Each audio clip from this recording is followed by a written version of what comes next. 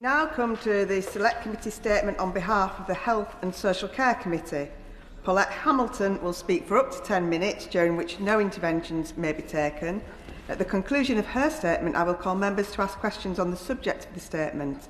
These should be brief questions, not full speeches. And can I emphasise that questions should be directed to the Select Committee Chair and not the relevant Government Minister. Front benches, however, may take part in questioning. I call Paulette Hamilton. Thank you, Madam Deputy Speaker. On behalf of the Health and Social Care Committee, it is a pleasure to present to the House our 5th report of this Parliament on the first 1,000 days of life. I begin by thanking the Backbench Business Committee for allocating time for this statement. We chose this subject because this period of life is crucially important for long-term health, education outcomes and life chances, and because child health in this country is at an alarmingly poor state. As the Royal College of Paediatricians and Child Health stated, our children have some of the poorest health outcomes in Europe.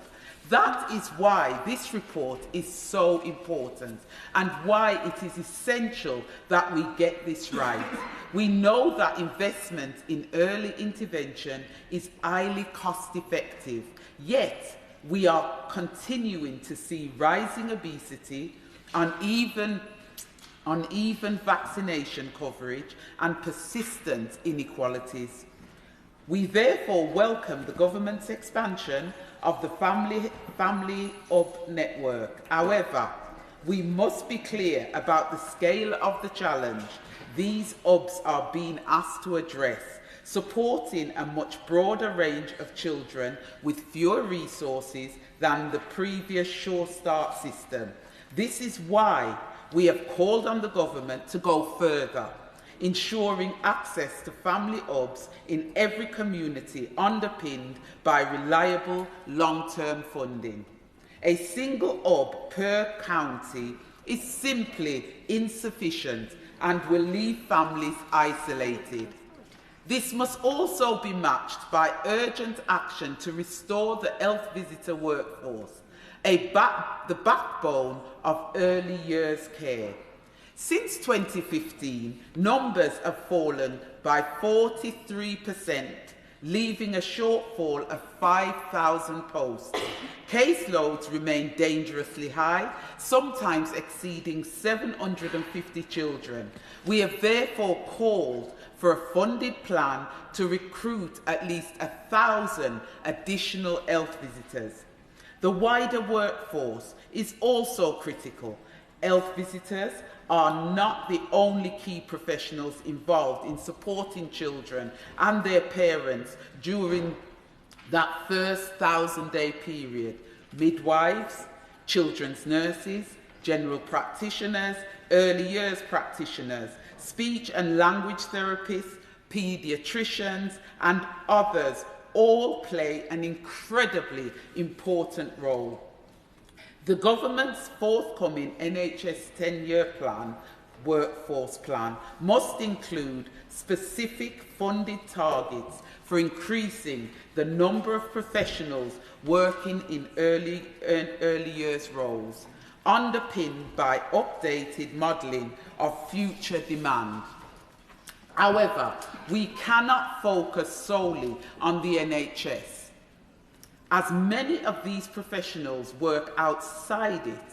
That is why we have supported the Royal College call for a child's health workforce strategy to address the staffing needs holistically.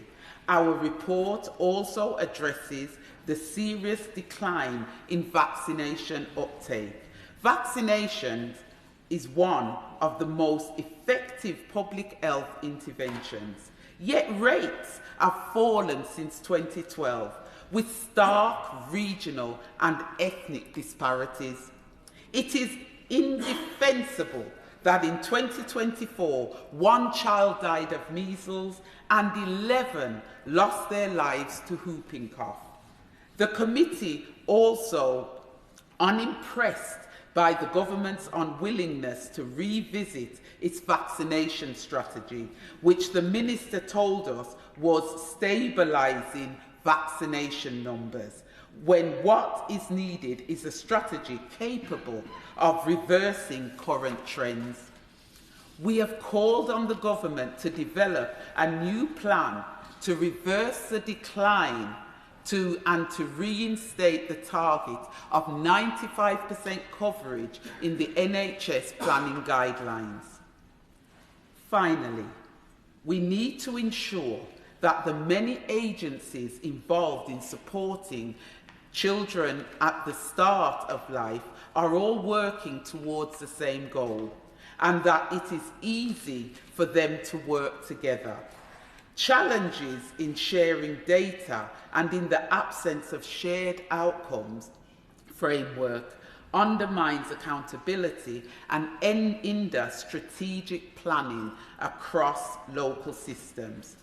We look forward to the government's plans to publish a shared outcome framework in April this year, which it must use as a tool to drive better integration and joint working, including between the Department of Health and Social Care and the Department of Education.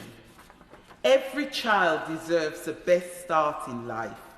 Failing to support children and their parents properly during those first 1,000 days is short-sighted, as it merely stores up problems for the future.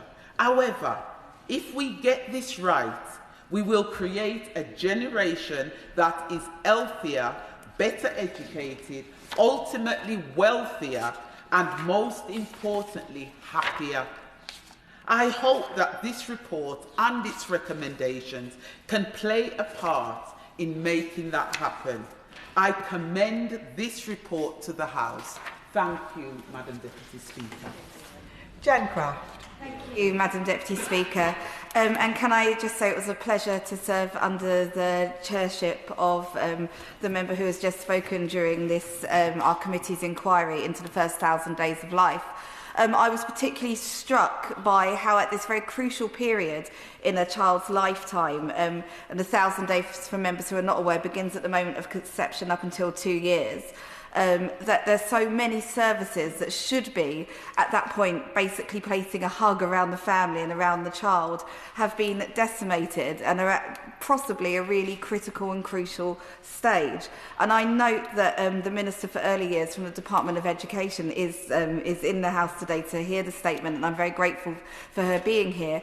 And I would like to ask the member who delivered the statement if she would agree with me that by not grasping the scale of this challenge, by perhaps not accepting our committee's recommendations, which I would urge the government to do in full, that we run the risk of undermining some of our reforms in areas such as SEND, special educational needs and disability, by investing in early years, by taking the action that, that the member has outlined, making sure that there is early intervention, making sure that we have the health visitor network rebuilt up so that the right families who need extra support, extra care are identified early and can be got into a network of family hubs where they can receive that support, will mean that the rest of our reforms, such as to the SEND system, are able to go ahead. And without this investment, without taking heed of what our committee has recommended, that we run the very, very real risk of all of this work being undermined. Paulette Hamilton. I'd like to thank the Honourable Member for a question, but I'd also like to thank the Honourable Member for all the hard work she put towards this report. As a team, it could not have been achieved without everybody working so diligently. Going back to the question of the Honourable Member, family hubs are an incredibly valuable resource, and it really does takes into consideration all the points she raises. The problem here is we haven't got enough of them. We just haven't got enough of them. One per county will not do. If you're really talking about early prevention, if you're talking about working with families, if you're talking about raising the standards of the care that we give to our families, we need more family hubs, we need more healthcare professionals, we need more paediatricians within those services, and we need to ensure that not only are we looking at the preventative measure, but we're also looking at this in an holistic measure. Thank you very much. Helen Hayes. Thank you, Madam Deputy Speaker. Can I thank my honourable friend for her statement and the Health Select Committee for all of their work on this vitally important stage of childhood. Last year, the Education Select Committee published our report, Solving the SEND Crisis, which highlighted the importance of early identification of special educational needs and disabilities, the absence of health all too often from the network of support that children with SEND need, the lack of accountability around these services, and the inconsistent access to expertise on SEND in early years settings. So can I welcome the Health Select Committee's call for a child health workforce strategy, and can my honourable friend say more about how the government can help to ensure that we have the early years workforce we need, and whether the committee looked specifically at the question of accountability for health services in delivering support for SEND? I would like to thank the Honourable Member for her question. And the Honourable Member raises an absolutely crucial point. These services are just not joined up. They really just not are joined up. We've got young children that are from birth to 2.5 years old. They're not getting the health services they need. They then go into the education system and they're falling behind. The strategy, the strategy at the moment is just not appropriate, as been highlighted. And as the committee highlighted, we need a new strategy. We need a new strategy, but what we need is a joined up strategy. We need a strategy that takes into account not just the health issues, but also the education and care issues. So you will then incorporate all the professionals that are needed, that wraparound service can be delivered for professionals. So I'd like to thank the Honourable Member for her question. Danny Beales. Thank you, Madam Deputy Speaker, and I'd like to thank my honourable friend for today's statement and her excellent work in chairing this important inquiry on the committee. It's much appreciated. There's much, I think, to welcome in this report. Colleagues have already touched upon a number of measures, so I'll particularly focus on the issue of vaccination, which I must say shocked me during the inquiry, the state of vaccination rates in this country. Something I think we all came to accept, the success of vaccinations, the prevalence and uptake of vaccination rates, but now, for a number of reasons, including disinformation, some of which comes from elements of this chamber, vaccination rates are declining across the board and have been for many years. And we saw this week the UK lose its measles elimination status, which I think is absolutely shameful, an indictment of the situation we've got ourselves in. So in light of that, does my honourable friend agree that we need to accelerate some of the actions that we are seeing, for instance, the health visitor pilot of delivering vaccinations? We heard positive things about that in the committee, but progress has been slow. So does she agree we need to accelerate those actions already in train? Does she agree with me that we should restore the national WHO targets for the NHS at a national level of 95% uptake? And lastly, does she accept that clearly the last government's vaccination strategy developed in 2023 has failed, considering where we are today? And in light of that, does she think the government needs to look again at a new national vaccination strategy so we can get back to the position we were once in, and to make more progress in ensuring every child has the vaccination they need to protect them and to live a healthy and fulfilling life? I would like to thank the Honourable Member for his question, and I'd also like to say the Honourable Member is passionate about vaccinations and the administration of them. And because your questions, you've asked quite a lot of questions, I absolutely agree with them all. But what I'd like to do is draw out 2 points. The question relating to health visitors, and the question relating to having more of a strategy around vaccination. So, health visitors. Anybody that's read the report, I'm hoping everybody in the room has read the report.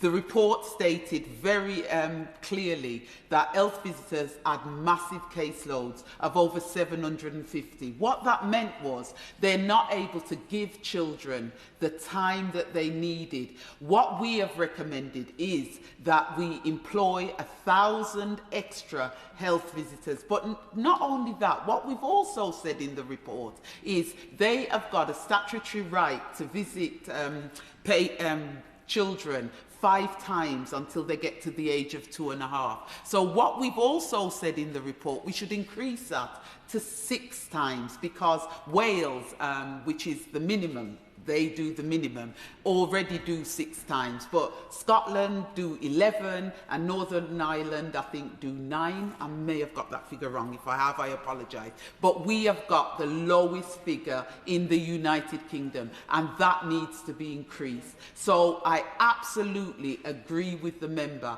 that we need to have more of a focus on vaccination levels and trying to also get that new strategy in place, because without a strategy, we're not going to get